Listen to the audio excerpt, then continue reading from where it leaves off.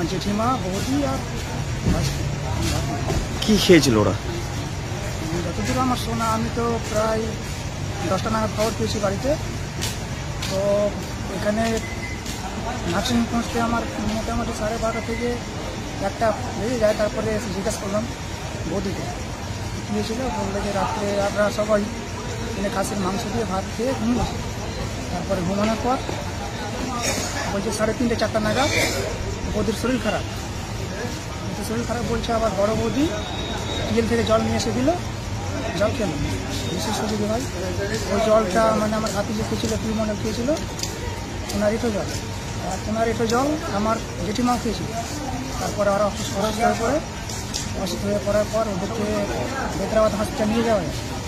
ওখানে নিয়ে যাওয়ার পর বলছে যে এমার্জেন্সি পেশেন্ট এখানে রাখা যাবে না, 3টাকে রেফারেন্স করলো সদরে।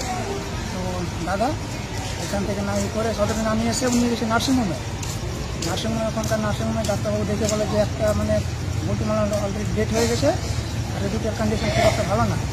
তারপরে খাওয়ার পরে এখানে 12:30 একটা হলো আমার আসতে।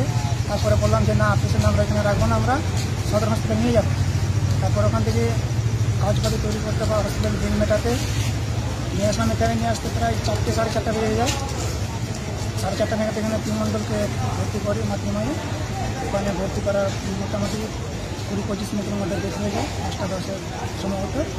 আর জেঠিমা প্রায় 9টা নাগাদ। কি কারণে, কি খেয়ে মারা গেল তিনজন, কি মনে করছেন? সেটা তো এখন আমার যে রিপোর্ট না আছে সেটা বলা মুশকিল।